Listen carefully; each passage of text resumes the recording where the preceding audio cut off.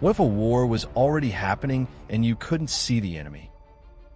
Planes fall, power grids fail, satellites blink out, not from explosions, not from invasion, but from something cutting reality itself. Every instrument says space is empty, but people feel it a pressure, a wrongness. Humanity realizes the terrifying truth. The universe is being attacked from outside our senses, and perception is being used against us. To survive, we must trust what we've been taught to ignore: instinct, unease, and the human ability to notice when the world feels wrong. Because if we don't learn to see the invisible, time itself becomes the weapon that ends us. Join us as we explore the moment humanity redefined perception and fought a war no one could see. Section 1. The day nothing touched US. The first death did not look like war.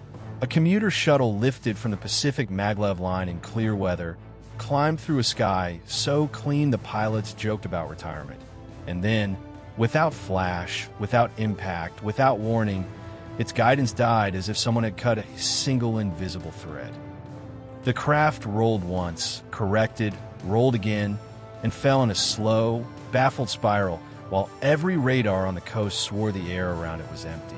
When it struck the sea, the splash was ordinary, and that ordinariness was what made people sick. In orbit, the Sentinel lattice recorded the same kind of absence. 3 relays went dark for exactly 8 seconds, then returned with no heat bloom, no radiation spike, and no sign of interference across any band humans knew how to measure.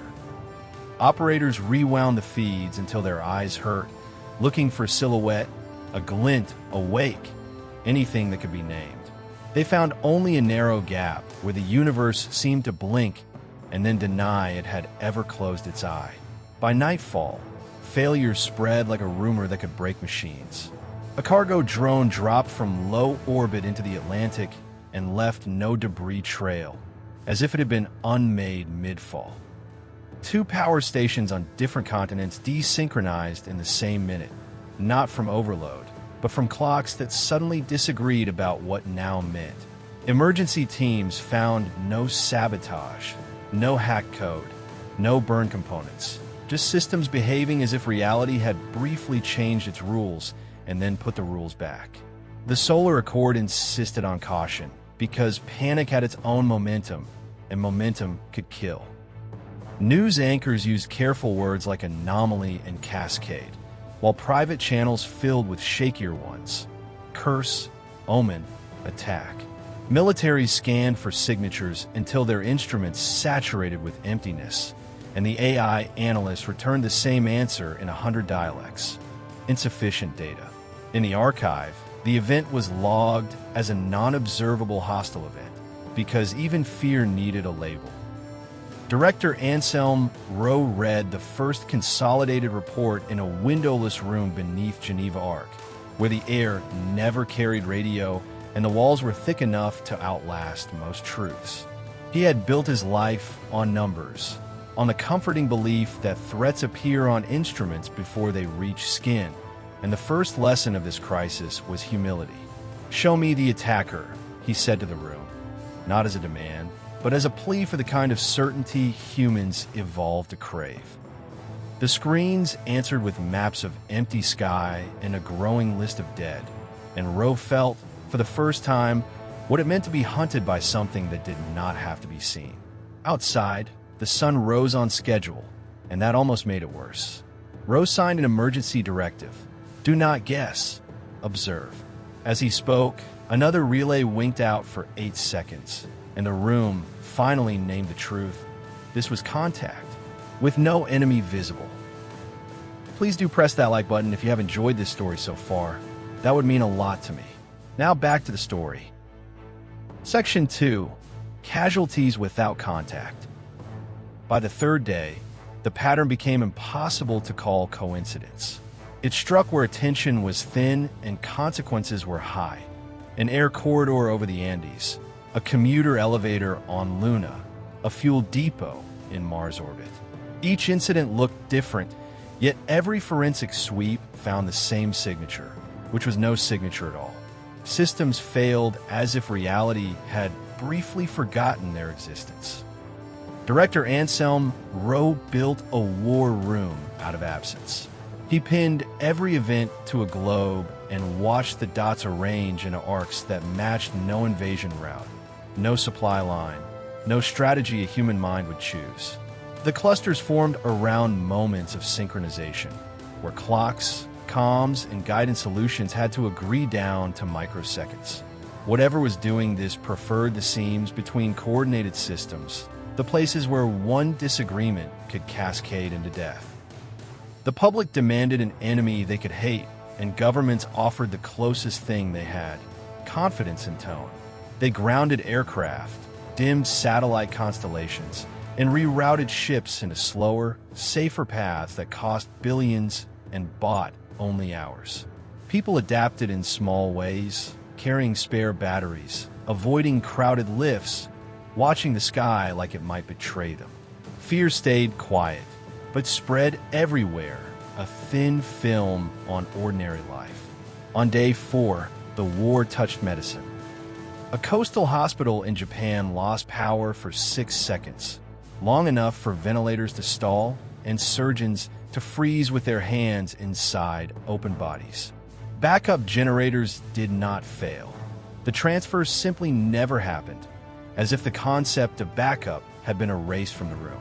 The patients who died had no wounds, only missing time, and the staff could not explain how a modern building had been made helpless without a single cut wire. Rowe requested help from the one field that treated perception as a system, not a miracle. Dr. Maria Kale arrived from the Copenhagen Institute with tired eyes and an unkind calm, and she did not ask for weapons logs. She asked for the seconds before each failure. The witness notes that mentioned pressure behind the eyes, nausea, the sense that a space had become too small. "You're searching for a thing," she said, "but you're living inside an effect, and effects leave patterns even when causes refuse to show themselves." That night, Rowe stood before the live orbital feed and made a choice that felt like sacrilege to a data-driven mind. He authorized a global protocol. When instruments report nothing, assume nothing is the danger, and record the human tells. Unease, spatial wrongness, the instinct to look away, as if they were sensor data. The orders sounded absurd, until the next relay blinked out and 100 operators on different worlds all wrote the same note at the same second. The room felt tilted. Kale stared at the matching signals and nodded once. The enemy was unseen, but had finally made us feel it. If you have enjoyed this story so far, then please do subscribe and hit the bell icon to listen to more stories like this one.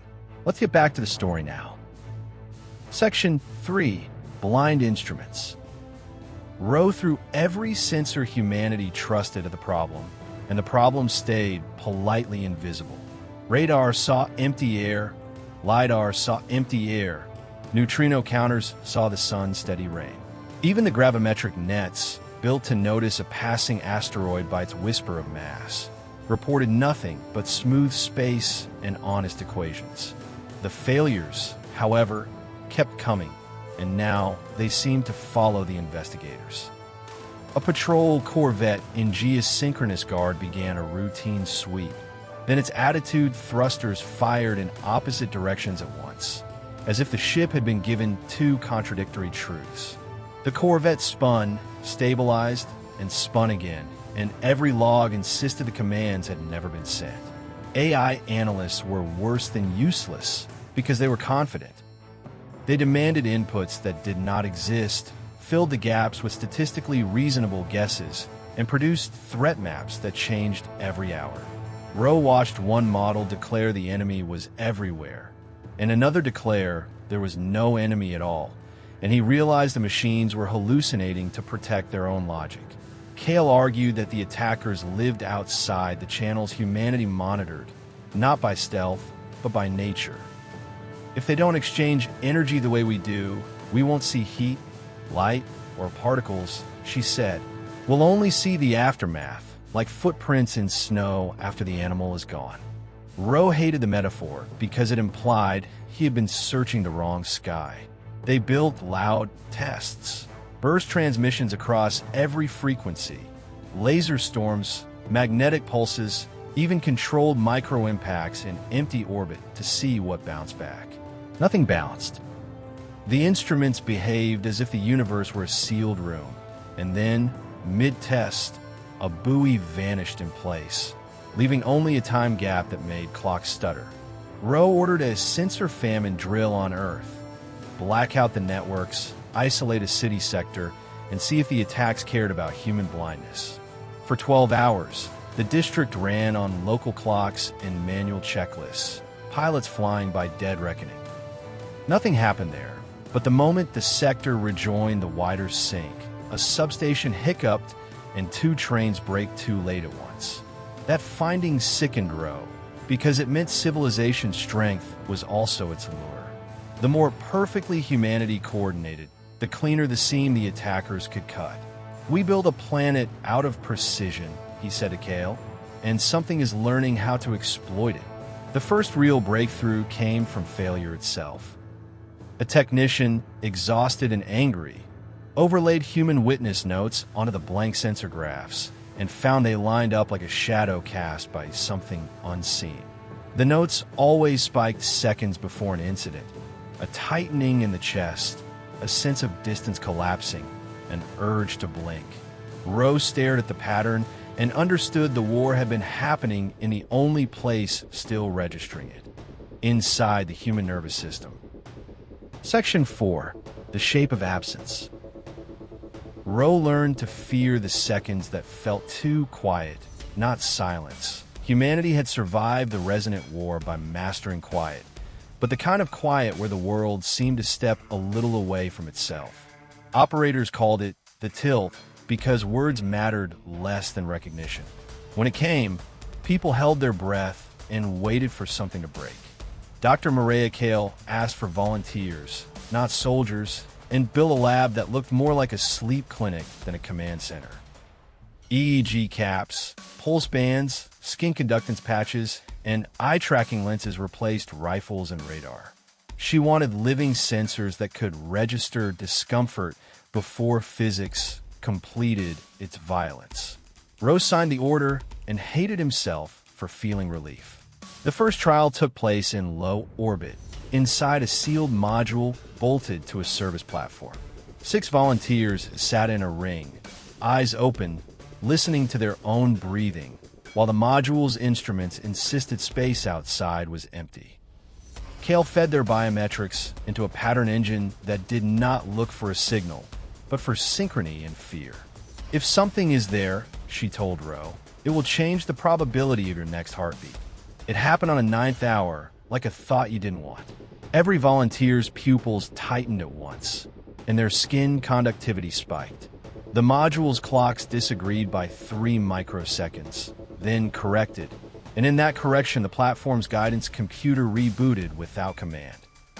A second later, a maintenance drone outside the hatch snapped into fragments, as if struck by an impact that left no momentum trail. Rowe replayed the data until his eyes burned, and the human spike was always first.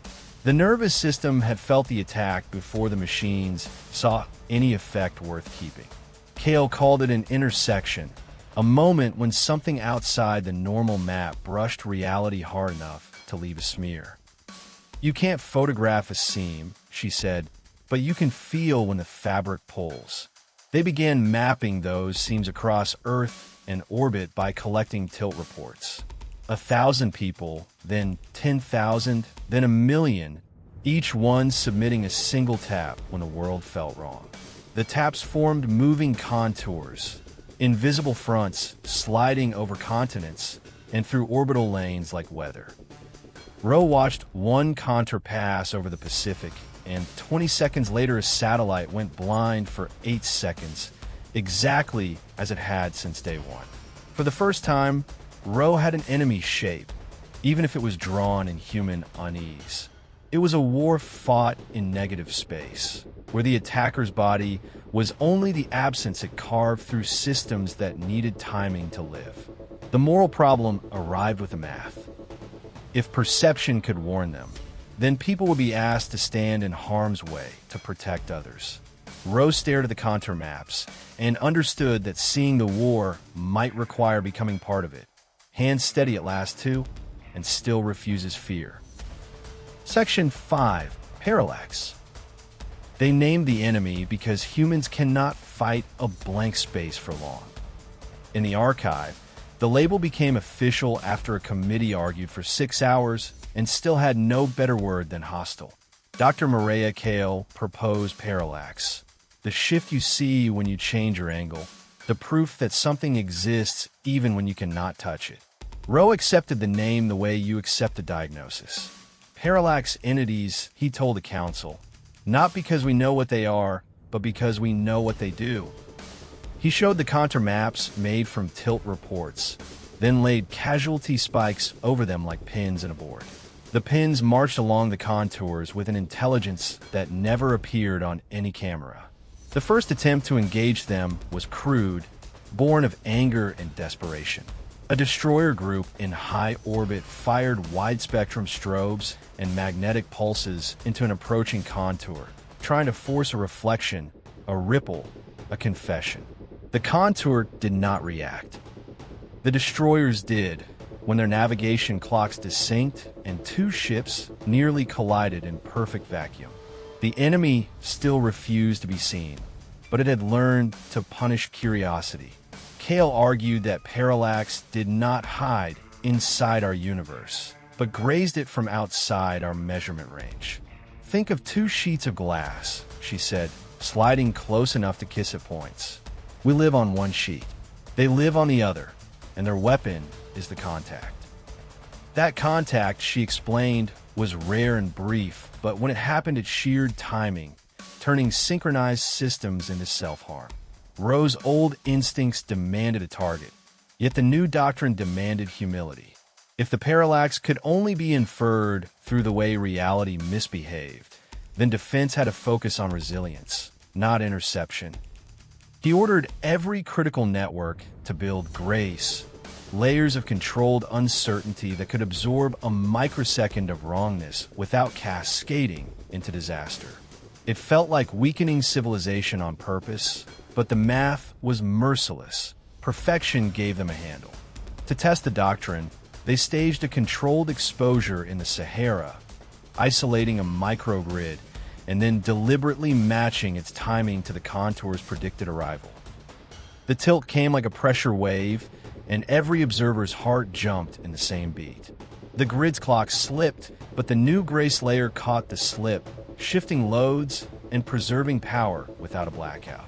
The parallax brushed past, found no clean seam to tear, and left with only a scatter of corrupted timestamps. Rowe logged the encounter as first mitigation success, then stared at the volunteer list and felt the moral cost. They were learning to survive by turning human bodies into early warning, asking people to feel the edge of an unseen weapon so others could keep breathing. Kale met his eyes and said, softly, "We're not sacrificing them to the dark. We're teaching the dark that we refuse to be blind." And it listened at last. Section 6. The Human Interval. The breakthrough did not come from a new telescope or a stronger algorithm. It came from a nurse in Nairobi who filed a tilt report, then added a note. The wrongness always arrived with the same timing as her own breath. Across the network, thousands of observers began describing it the same way, in different languages, with the same rhythm. The air felt closer, the room felt thinner, and time felt like it had a stutter. Kale gathered the reports and treated them like physics data instead of superstition. She found that most people registered the parallax 2 to 5 seconds before an impact, with a narrow peak at 3.2 seconds, as if the human nervous system was sensing a probability shift before matter completed the event. That interval is our only warning light, she told Rowe. We can't see the blade, but we can feel the wind it makes. Rowe hated relying on feelings, yet he trusted patterns more than pride. He authorized Project Lumen, a perception program that linked volunteer biometrics into the defense net, not to read minds, but to measure shared unease as a real signal. The system did not ask, "Where is the enemy?" It asked, "Where is reality about to fail?" Training was brief, because time was a luxury the parallax kept stealing. Volunteers learned to name their sensations without feeding them, to report tilt without spiraling into panic, and to keep breathing when their bodies begged them to run. Some quit after the first drill, ashamed of shaking hands, and Rowe did not blame them. He blamed himself for asking citizens to stand on the edge of an unseen weapon so strangers could live. The first Lumen node went live over the North Atlantic shipping lanes, where parallax strikes had been frequent and deadly. 20 observers sat in separate rooms, connected by encrypted link, their heart rates and pupil changes feeding a simple model that looked for synchrony, not fear. When the tilt arrived, the model lit up like a flare, and autonomous vessels shifted to manual timing, dropping into imperfect modes that could ride out a microsecond slip. The strike came anyway, brushing the lane like a cold hand. For 3 seconds, every observer's pulse aligned, and the fleet obeyed too. One freighter lost guidance for 6 seconds, but its failover held, and it did not ram another ship or break its spine on the sea. The world watched the replay and finally understood why the defense net had recruited ordinary people. It was faster than any sensor because it lived inside the same fragile clockwork the enemy was cutting. That night, Rowe recorded a new doctrine for the archive and for himself. Perception was not weakness. It was a survival trait refined by millions of years of predators and storms. If the parallax lived outside the range of our machines, then humanity would bring them into range by widening what data meant. In the human interval, the war became visible not to cameras, but to courage. Section 7. Teaching machines to doubt. The old AIs failed because they were too eager to be right. They filled blank space with guesses, smoothed contradictions into comforting averages, and handed commanders a neat lie when the truth was, "We don't know." Rowe ordered every model that manufactured certainty to be shut down, even as officials begged for predictions to calm the public. Kale proposed a replacement that sounded like an insult to engineering. Instead of training an AI to classify targets, they would train it to recognize the edge of its own confidence and treat low confidence as a warning flare. The new stack, called doubt, watched clocks, phase drift, packet jitter, and tiny statistical wrongness that appeared when parallax brushed reality. They tested doubt on the Sentinel lattice, where 8-second blackouts had become routine. When Lumen observers in Alaska and Hokkaido reported the tilt within the same 3 seconds, doubt compared that synchrony to a bloom of micro-errors in relay timing that human eyes would ignore. It scattered the lattice into ugly mode, decoupling links and lowering precision to add grace before the strike landed. The parallax hit anyway, and the relays still blinked, but they returned without cascading into collision. No thrusters fired against each other, no guidance loops fought themselves, and the data stream resumed like a heartbeat that had stumbled but not stopped. For the first time, a machine had anticipated an unseen attack by admitting it could not see. The military demanded traps, and Rowe hesitated because traps require bait, and bait is usually people. Kale's answer was simple. Defense alone would teach the enemy where our seams were, forever. So doubt began pulsing threatened regions with controlled randomness, micro-delays and phase dithers that denied the parallax a clean cut, while probability spikes forced any second strike to hold its intersection a fraction longer. Rowe made the policy explicit. When doubt spoke, commanders would slow down, even if it cost money, pride, or schedule. That decision angered shipping guilds and defense chiefs alike, because ugly mode meant delayed launches, manual docking, and lost profit. False alarms happened, and every false alarm fueled conspiracy channels that claimed the program was a hoax. Rowe accepted the hate because he had learned the hard way that an unseen enemy thrives on our need to feel normal. Cale said it without softness. Caution costs. Death costs. Rowe chose caution and kept the switch within reach. On the next attempted hit over the Atlantic lanes, Lumen flared, doubt jittered the timing, and a thin ribbon of airlit static appeared on cameras for less than a frame. It was not a shape, not a ship, only a bruise in reality that proved something had been there. Rowe watched the replay and felt a fierce, careful hope. Uncertainty had become leverage, and leverage meant the war could be won. For once, the void blinked too. Section 8. The Perception Net. They did not build a wall. They built a mesh because the enemy did not arrive at borders. Rowe stood over the global map as new lumen nodes lit up across cities, ships, mines, and orbitals, each one a small circle of human observers linked to doubt's cold arithmetic. The Council approved the perception net the way you approve a tourniquet, not because it was elegant, but because you were bleeding. Every node followed the same ritual, repeated until it felt like prayer. Volunteers sat alone, eyes open, hands on simple pulse pads, listening to a metronome that steadied breathing without forcing it. Their job was not to sense aliens, because that language invited madness, but to report the tilt the moment it arrived, before the mind found excuses.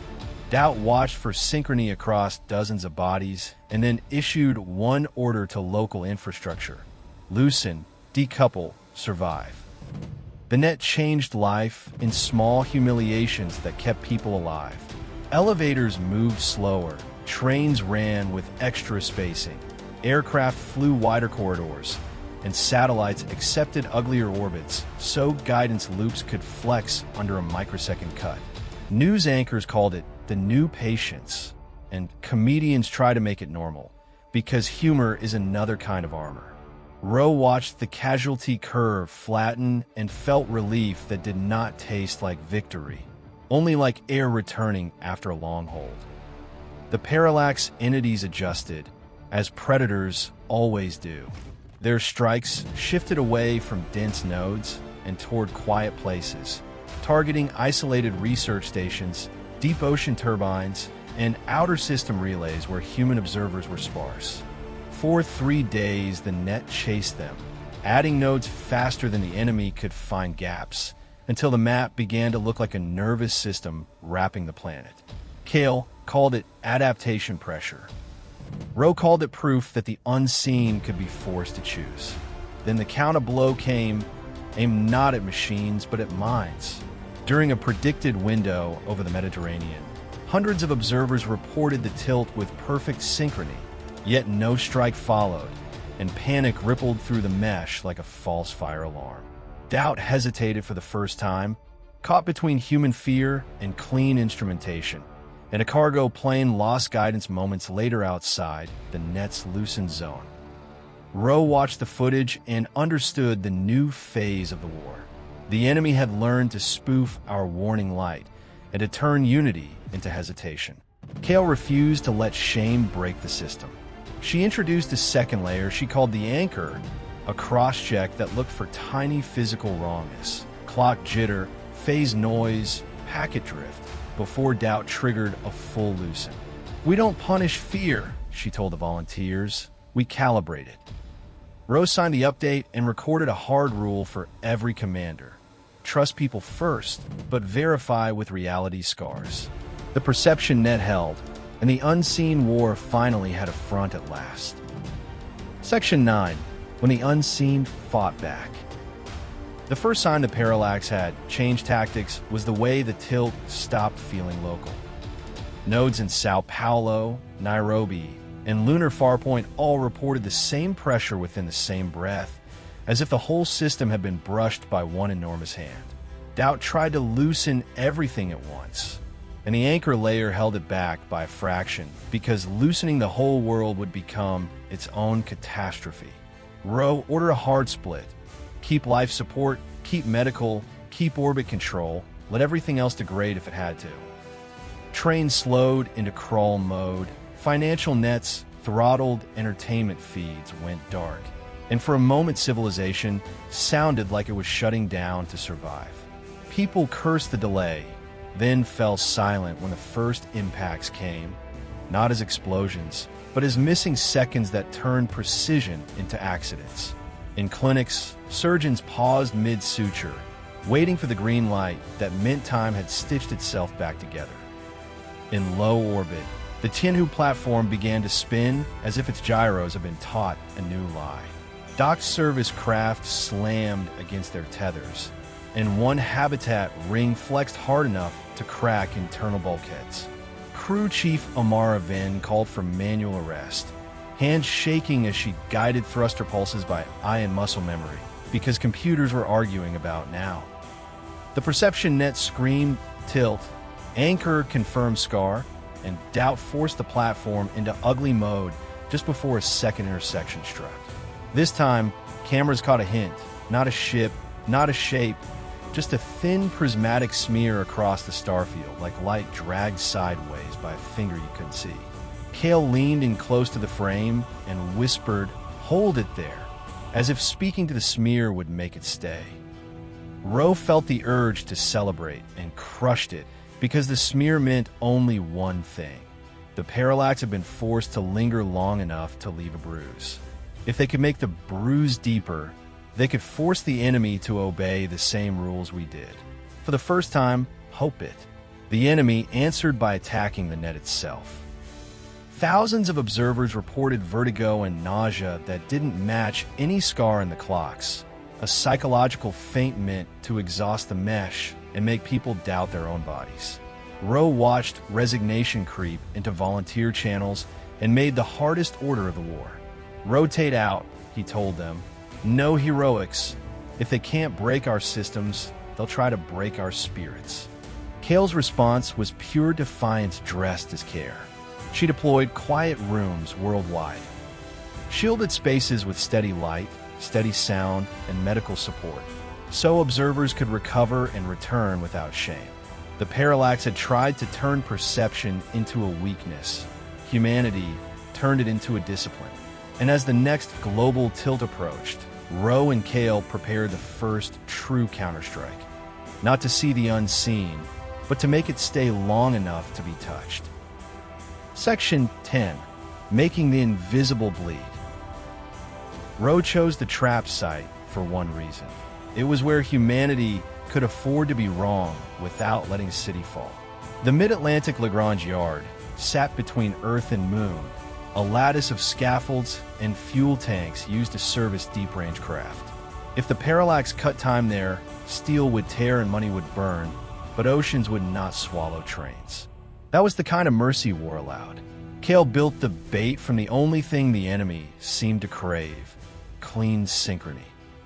Doubt and Anchor were ordered to tighten the yard's systems into perfect phase for 10 minutes, a shining seam in reality, and then to hold it steady.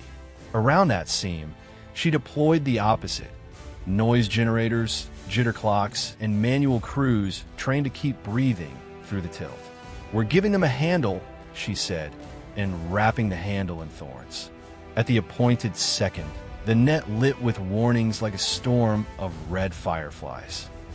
Observers on ships, in clinics, and in quiet rooms all reported the same pressure behind the eyes, the same urge to blink and look away. Ro heard the chorus in his earpiece and forced his voice to stay calm. "Hold," he said, "hold the phase, let them come." Space outside the yard did not change, yet every person watching felt a change. The starfield seemed to slide half a degree, then snap back, and the yard's master clock stuttered by 3 microseconds. In that stutter, the first intersection hit, shearing a fuel line clean off a tank without heat or shrapnel. The seam had been cut, exactly as predicted. Ro triggered Kale's second device, the probability spike. It was not magic, only brutal statistics. Hundreds of synchronized microactions across the yard. Valves opening, shutters flipping, coils pulsing, all timed to force the intersection to last longer by denying it a clean resolution. The parallax tried to pass through and found the seam refusing to close. For the first time, the unseen enemy was forced to linger. Cameras caught more than a smear. A ribbon of prismatic distortion stretched across the yard like glass under stress, and within it, faint arcs of light bent the wrong way. Crew Chief Amara Venn, strapped into a service skiff, saw the ribbon with her own eyes and whispered, "There," like naming a predator in tall grass. Her skiff's hull rang as tools drifted toward the distortion, pulled by a gravity that wasn't gravity.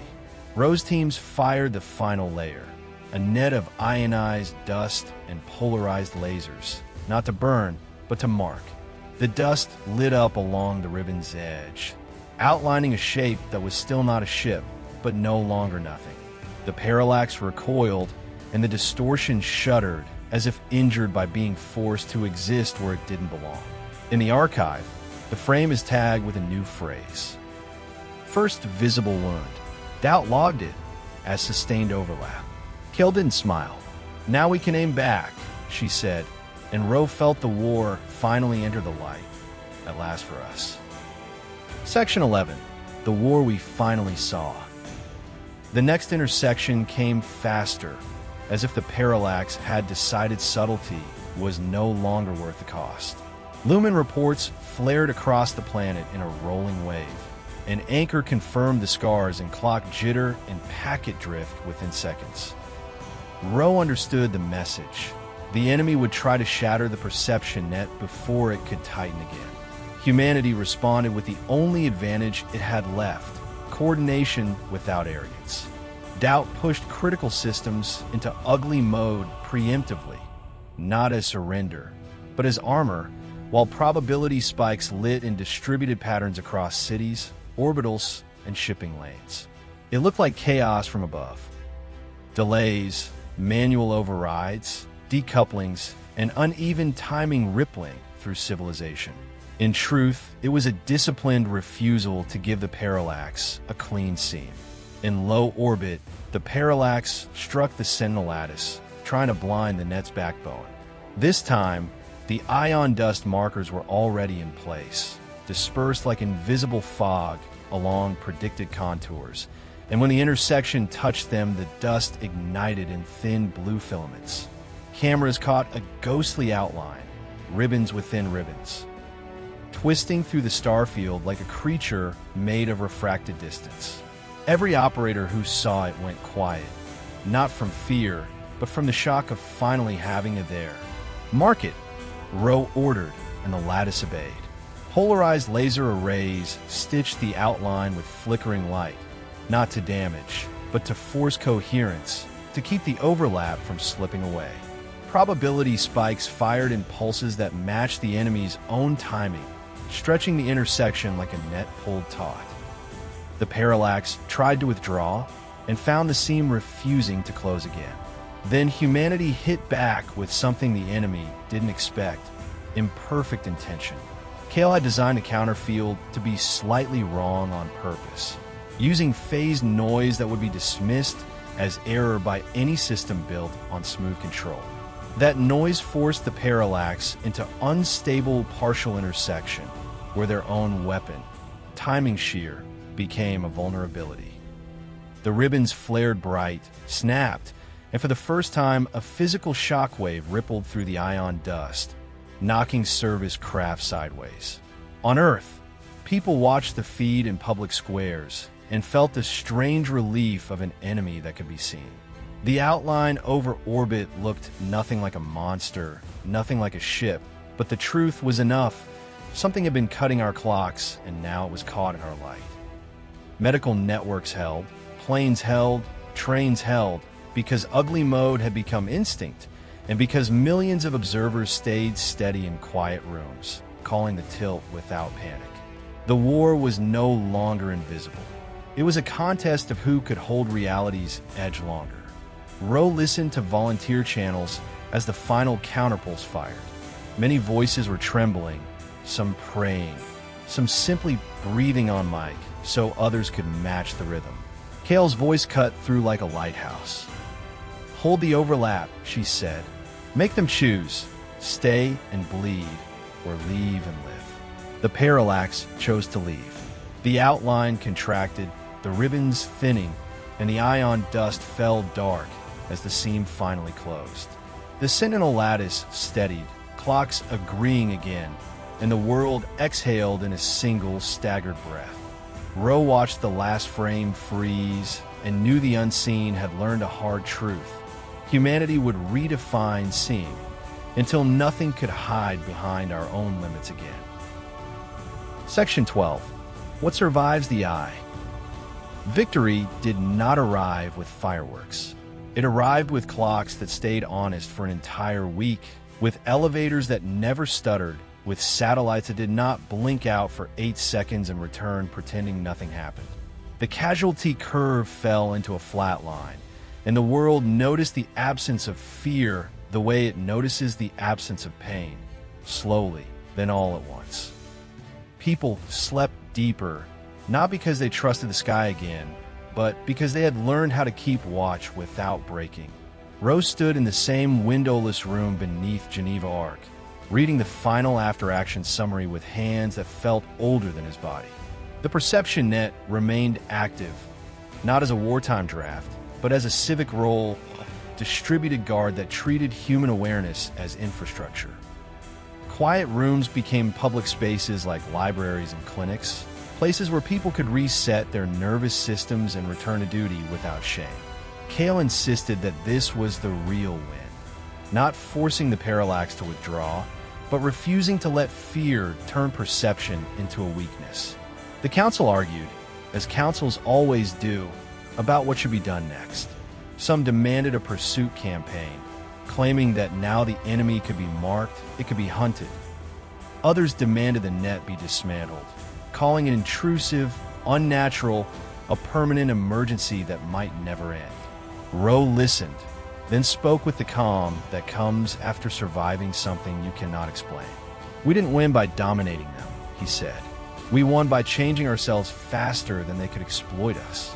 Kale presented her final report without romance. The parallax entities, she believed, were not malicious in the human sense. They were predators of synchrony, drawn to clean seems the way sharks are drawn to blood. They interacted with our world only at intersections, and those intersections were easier to create where civilization demanded precision. Humanity's response had been to add grace, to build systems that could flex, and to use human nervous systems as early warnings rather than dismissing them as superstition. In other words, humans had widened reality until the enemy could no longer hide outside it. Ro visited one perception node on Luna, where volunteers sat in a circle with soft lights and steady metronome ticks. Not soldiers, not saints, just people doing a job. An older dock worker told him, quietly, "I used to think fear meant I was weak. Now I know it's just information." Ro nodded because that sentence was the whole case file, distilled into one human truth. In the archive, the closing annotation is short. The war no one could see ended when humanity stopped insisting that sight was only light on sensors. We learned to measure absence, to trust pattern discomfort, to teach machines to doubt, and to turn perception into a shield. If the parallax ever returns, it will find a civilization that does not wait for proof to act, because survival has never been about what you can see. It has always been about what you choose to notice. Please do press that like button if you have enjoyed this story, and also please do subscribe and hit the bell icon to listen to more stories like this one. That would mean a real lot to me. Now go ahead and listen to your next story here.